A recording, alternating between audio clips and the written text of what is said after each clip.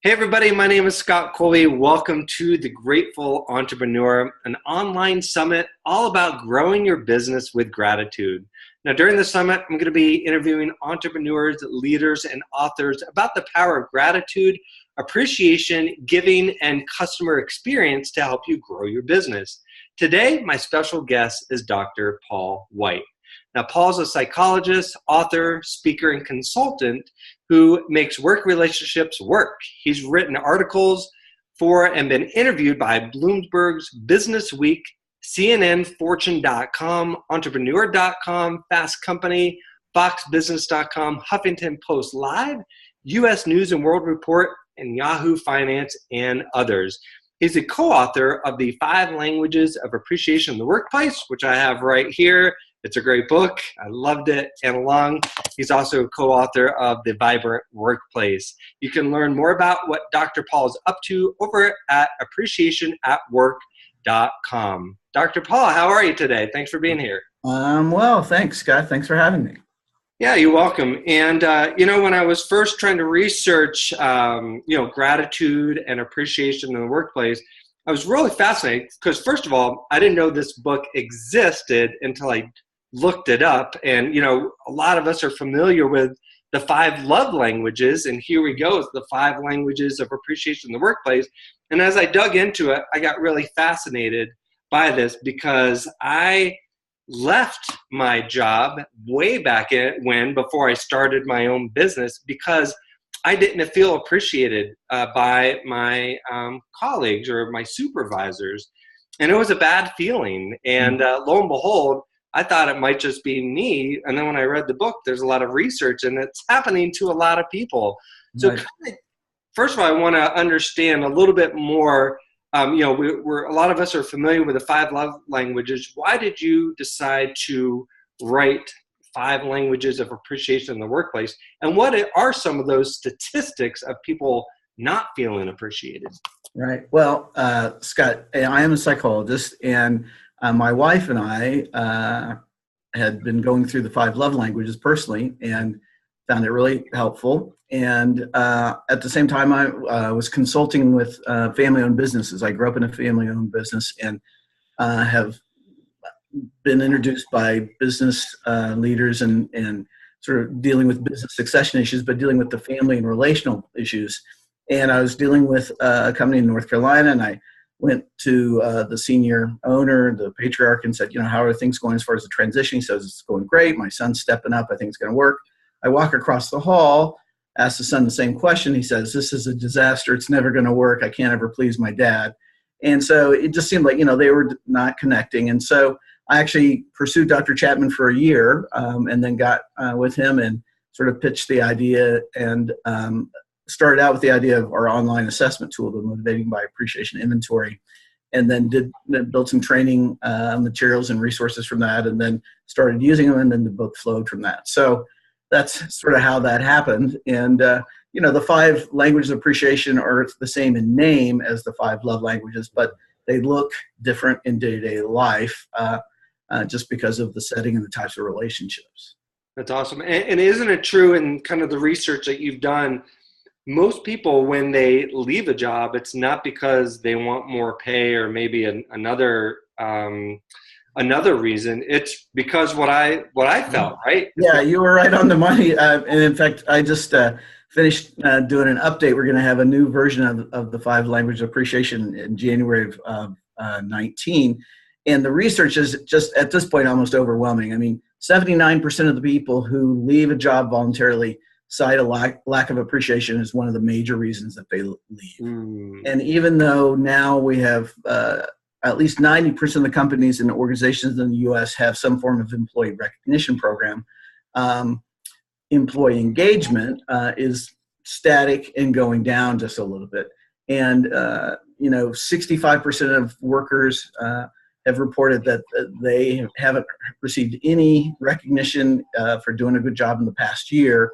And I'm like, how can that be? If we've got these recognition programs, how can 65% say they haven't received any? I think the key word is received, that lots of times these programs sort of churn out stuff and it's pretty generic and impersonal, and it really doesn't get to the person, and they don't really get it or receive it. And so there's all kinds of stats. 51% of managers say that they think they're doing an okay job of showing recognition for good work, which I like. That sort of realistic. It's not 90% saying I'm doing a great job, but about half saying I'm doing okay. But only 17% of the people who report to those managers say that they feel like the manager is really showing recognition for doing good work. So there's that aspect. There's also the aspect that we know that companies that focus on appreciation and help their team members learn how to really communicate authentic appreciation perform better in a lot of different business ways. Gallup,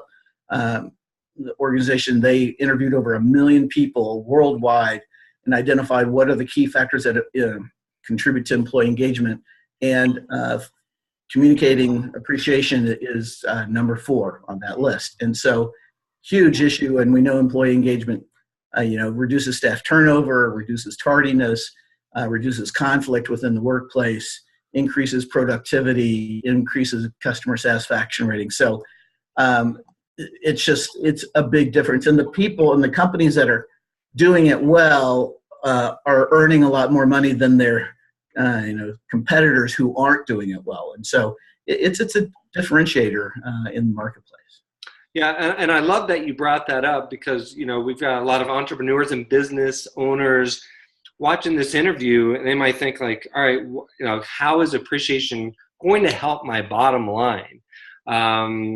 Because, we want to be profitable. And, it may not be about specifically making more sales, although it could be because you mentioned performance can go up, customer satisfaction can go up, but it also will decrease people leaving, that turnover. All those things add up and cost us money. And it sounds like that's where, talking about appreciation in the workplace can really influence your bottom line dollar, correct? Well, absolutely. We know that, staff turnover is the single largest non-productive cost to businesses. I mean, there's lots of costs to it in terms of relationship and lost productivity and training and all that. But also, we know that when people feel valued and appreciated, good things happen. First of all the little stupid conflicts that take up time and energy, go. And also, when people feel valued, they're more willing to do what you ask them to and actually follow policies and procedures. Whereas if they don't, they're more likely, or let me say it this way, they're less likely to actually sort of solve the problem. They're more likely to pass it off. And so all of these things contribute to you, accomplishing the mission of your organization and serving your people well and, solving problems that customers or clients bring. And you become, it's a way to get rid of all the extra stuff that gets in the way when people feel valued and work together well cooperatively. I want to dive into the actual 5 languages in a little bit, but you mentioned something a few minutes ago, and that's employee recognition. I know you talked a lot about it in your book and in your research. What exactly is the difference between an employee recognition program and appreciation in the workplace? Yeah, I just got back from speaking at the Recognition Professional International Conference in Nashville, and it's a big issue because a lot of, especially larger companies, and then everybody sort of takes their cues from them, whether it's non-for-profits or startups, have focused on rewards, incentives and rewards, which are good. And they actually do good things when they're designed and implemented well. And the designed and implemented well is the key factor, that it has to be about behaviors that contribute to success of the company. The problem is that recognition really is designed to reward performance, and that's okay. But, we're people, we're not just producers, we're not just work units. And so when we don't feel treated like a person or respected as a person, there's a missing part there. And that's really where appreciation sort of fills in the gap that we talk about, recognition really focusing on performance. Appreciation is about the person, because the other stat that we know is that recognition tends to only touch about the top 10 to 15% of the workers, and it tends to be the same ones. Let's say you got your low performers. We're not going to deal with those. You manage those, but your middle group, this big 50 to 60%, that are solid people. They show up, they're doing the work, they're trying their best, but they aren't the stars. They never hear anything. And they're the ones that you're at risk for losing because they don't ever get encouraged and shown appreciation. And so sometimes it's not about performance. It's like, if somebody is cheerful and has a cool laugh, you can just comment on that and say, it sort of brightens my day when I hear you laugh, or it can be about somebody that doesn't complain. Sometimes it's not about what they do, it's about what they don't do. It's like, hey, everybody's sort of stressed here, but I appreciate that you sort of just keep to the grindstone and don't whine and complain about it, and it makes it easier for us. Or even it can be about things outside of work, whereas somebody's training for a half marathon, you can say, hey, that's cool. I'm really impressed that you have the self-discipline to do that.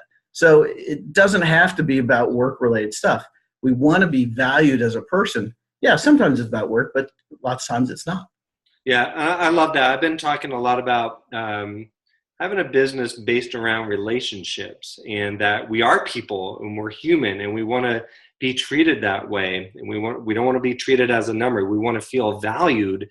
And also I talk a lot about creating a culture of gratitude where, all right, we may really nail down how to show appreciation to our customers and clients, but we got to show it to everybody, our teammates and our vendors and suppliers, everywhere from the CEO all the way to the janitor. We all make a difference in a company. So you guys talk about that beautifully. You guys also talk about showing authentic appreciation. What do you mean by authentic appreciation? Well, when I talk to groups about employee recognition, probably the three most common reactions are sarcasm, cynicism, and apathy, just because they say, they're just going through the motions. They don't give a rip about us. Yeah. And partly because it's sort of mechanical. I mean, it's organizational and it flows down. It's not supposed to be real personal, but when they try to make it look like it's personal, that's a problem. And so authentic appreciation, we're not trying to get people to just act like they care about somebody or act that they appreciate it. It's like, hey, if you don't try to fake it. And we can help sort of problem solve because appreciation really flows from valuing a person and either what they do or who they are or what they've done. And so sometimes we have to sort of stop and reflect. And I can tell you this, I mean, the vibrant workplace that you mentioned is the follow-up to the 5 languages of appreciation, where identified 10 most common obstacles to creating a culture of appreciation and how to get past that. And one of them is a sense of inauthenticity, where people just feel like, you're just doing it to do it. And we really found that if you take time to get to know somebody a little bit and where they're coming from, there's something in there that you connect with them, even if they're really different from you or come from a really different background. And so getting to know them as a person can help you value them, and then you have something to show appreciation for them in an authentic way. Yeah, which is so important to make sure it's authentic. I'm wondering if showing inauthentic appreciation is even worse than not showing any appreciation. Yeah, well, I would say so. In fact, I had one leader said, well, why does it have to be authentic if you can get them to believe that you appreciate them? And I said, are you kidding? I didn't say that, but I thought that. Right. And the problem is that if you try to just sort of blow through it, and let's say you've had a conflict with somebody and you just say, you sort of ignore that and say, oh, I really value this. You've got to address to say, hey, I know we didn't agree on this issue here, but in spite of that, I really, value the creativity or whatever it might be. But if you don't deal with that in the right way, it really undermines any kind of trust that you might have with them. And then, not much good happens from there. Okay, so the book is called The 5 Languages of Appreciation in the Workplace. The book prior to that was The 5 Love Languages. Most people are familiar with the 5 love languages, but not everybody is. I don't want to assume that. And you described that the actual languages are the same, but they're kind of applied differently in the workplace. So can you take us through the actual 5 languages of appreciation in the workplace and maybe give us a couple of examples of each one? Sure. The first one and the most common one is words of affirmation. We've actually had 145,000 people take our online inventory, and we know that words is about 46% of the workforce prefer words. And it's basically saying something. It can be either oral, it can be written, that's affirming to them. I mean, you're talking about something that you value. And the more specific you can be, the better. We actually did a poll and found out that people don't want to hear good job because it's just too general. But it's like, hey, Scott, thanks for, showing up on time and maybe even a little bit early so that I don't have to worry about somebody being here to greet our customers and clients. So you want to be very specific, and it's about them as a person. The second language is quality time. And most managers, when they hear quality time, they sort of moan and groan, like, I don't have time for this. And that's true. People are busy, but one of the things I tell leaders is just because your colleague or worker wants quality time doesn't mean they want time with you. Okay, you may be great, you may be super, but some people do want individual time with their manager or supervisor. But more and more people, especially younger workers, like to hang out with their colleagues, and so go out to lunch or go out afterwards. So they feel valued when they're included and people spend time. And it can be as small as stopping by and checking in and see how they're doing, just for 5 minutes. Acts of service is the third language, and it's not rescuing a poor performer. It's the kind of thing that these are the people who say, words are cheap. Don't, tell me you value me, show me. And I had one CEO, he said, my language is get her done. He said, don't give me stuff, don't talk to me, just help me get this stuff done. And I know that you're on the team. And so probably the best example of that is when you've got a time limited project that you're, really pushing to get done. What's something that somebody could do to help make that go better? In fact, one of my team members today, I was pushing on a project and she said, hey, could I bring you a snack or something? I said, that'd be great. And so, I could just keep focusing, going on it, or, answering somebody's calls for them, that kind of thing. Next one is tangible gifts. And gifts is not benefits, raises, whatever. It's just small things that are showing that you're getting to know them. It could be their favorite cup of coffee. It could be, a preseason magazine. They're a big, Pac-10 football fan, and you get them a magazine about that. Or it can be, when you order pizza out, you make sure you get the kind of pizza that they like, or donuts and so forth. So it's not big, but it's just showing that you're paying attention and getting to know them and what they like. And then the last one is physical touch, and people always sort of, wag out about that. And there's reason to be careful about it for sure. But really, physical touch is just spontaneous celebration. It's just a, high five when you finish a project. It's a fist bump when you solve a problem, congratulatory handshake when you make a sale. So physical touch is the least valued. What's interesting about gifts is that although employee recognition programs really focus on that kind of stuff, only 6% of the workforce choose gifts as their primary way that they want to be shown appreciation. So, we're wasting a lot of time and money there when, a word stopping by or helping them out a little bit would be received better. Well, I'm definitely a words of affirmation guy. I mean, it really bothers me when I don't get the verbal or the written affirmation. And speaking of which, we went through the languages, but you guys talk about that you not only need to know the language that a recipient likes, but also the specific actions. Somebody may not want to be recognized in front of 1,000 peers. They may want a more intimate type of recognition. Thank you. I was thinking recommendation. Yeah. So talk a little bit about that, about the actual action for each type. Yeah. And we found that out when we were having people take our inventory that, I had one manager said, well, this person likes quality time. What does that mean? And so we actually went back, and after you identify your primary language, it then allows you to go in and pick the actions that you prefer and from whom you want them. So just like you were saying, we've identified that between 40 and 50% of the workforce absolutely do not want to go up in front of a large group to receive recognition. And yet, we sort of torture people by doing that. And so a lot of people, they would just like a personal note. It doesn't have to be a handwritten note.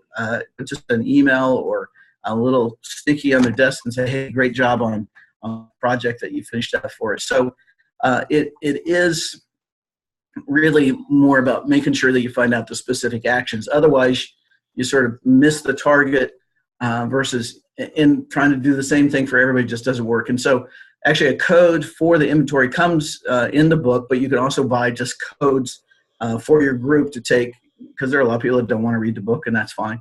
but we really want to help people be able to be efficient in their use of time and hit the mark and make a difference, because it doesn't take much of the right action to make a big impact on things.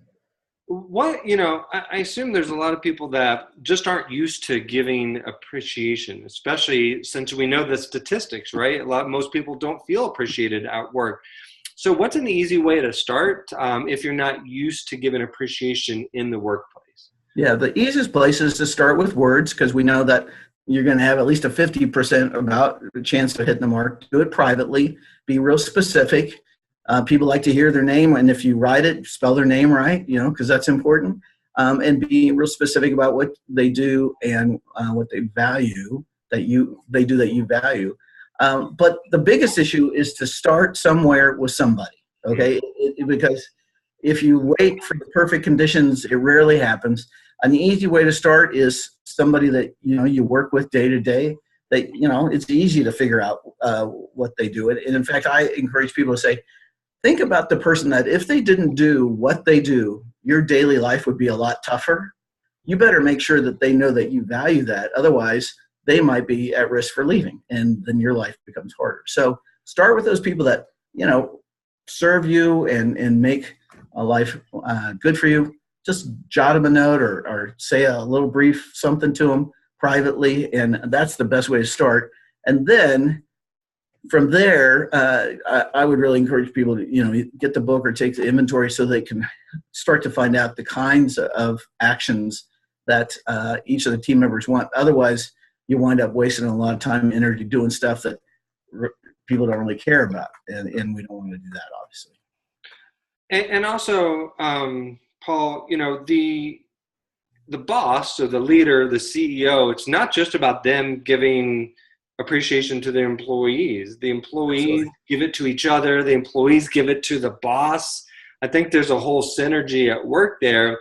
And maybe sometimes even if you're not the boss or the leader, but they're not kind of taking their own action, maybe you can model the way and start off by sending somebody a card at work, right? Yeah, I mean, absolutely. In fact, one of the lessons we learned when we first started out, we were focused on managers and supervisors. But as we went through, really learned that people want to know how to show appreciation and encourage their colleagues, and found that there's a real power in teaching people because it empowers them. They don't have to wait for it to come from top down. And rarely do we actually go into an organization and sort of implement this all the way down. It often starts in the middle or towards the bottom with there's somebody or a leader, a supervisor, or even we've had like receptionists started, and then you just start with their friends. You can make a difference wherever you are. And then we've actually had to go all the way across Miller Coors, DirecTV, other large organizations that we just started with a small group, and we have some training materials that people can get that helps you do it as far as with videos and training processes that you can implement yourself, and then it goes from there. So it's pretty cool. I want to wrap up with a question that's pretty big and probably on a lot of people's mind. What if we're working in a toxic environment, or there's just somebody at work we don't like, or they always seem to be negative, and it feels like, all right, how am I going to show that person appreciation? What do we do there? Yeah, so actually that led to our second book, because as I was speaking, people would come and say breaks, and afterwards they'd say, I really were in a nasty workplace, or my boss is a jerk. And so wound up doing research on it, and it's called Rising Above a Toxic Workplace, how to survive it. And I think the key there is to not get pulled into the negative, and that there's sort of two steps to sort of stop that toxic movement. And that is, don't contribute to the negative. If somebody's complaining or gossiping or whatever it might be, you don't have to call them out. Just say, hey, I'll catch you guys later, and just pull out. And then secondly, I find that if, sort of the smoldering of toxic stuff is going, a little bit of positivity just sort of smothers it, and it doesn't have to be, oh, this is the greatest place to work, or isn't he a great guy? It's more like, I really enjoyed the weather this weekend. It was just sort of cool. I got to get outside. It doesn't have to be work related, or it can be, man, I really enjoyed eating at this restaurant over here. They got the best tacos, or whatever it is. some positive can really put a halt to the negativity. If it's specifically a person you have a hard time getting along with, first of all, don't blow through it. Don't just try to fake it. And sometimes you got to back up. And in fact, in the 5 language appreciation, we have a chapter on, sort of checklists of what you maybe need to do. But if at all possible, spend a little time with them and find out about their life, where they came from. And you're going to find something in there that may be a nugget that maybe help you understand them better and start to appreciate them some. Awesome. Great advice. And like I said at the beginning, your book really hit home for me because I wish I had this, oh gosh, I don't know when I started my business, but several years ago, I would have loved to have read this. But now that I have a, team around me and people watching have teams as entrepreneurs and small business owners, it's extremely important to show appreciation. So thank you for the work that you've done, Dr. Paul. It's been really beneficial to me, and I'm sure all the listeners out here. Well, great. Thanks, Scott. I appreciate that. I'm glad it's been helpful. And just, I mentioned your website at the beginning. Remind us where we can connect with you and learn more about your work and also the books that you have. Yeah, the main sort of portal is Appreciation at Work, and it's the word at. So appreciationatwork.com has stuff about the 5 languages, has about toxic workplaces, vibrant workplace. And, I come out and do speaking and training and all that kind of stuff, but you can find stuff there. Awesome. Dr. Paul, thank you again for your time. Everybody, I definitely encourage you to read this book. There's a lot more to show an appreciation in the workplace than just saying a simple thank you. Like we talked about, it's about valuing people as human beings and who they are and not necessarily about their performance. So thanks again, Dr. Paul. All the viewers out there, thank you for watching this interview for the Grateful Entrepreneur Summit, and we'll see you next time.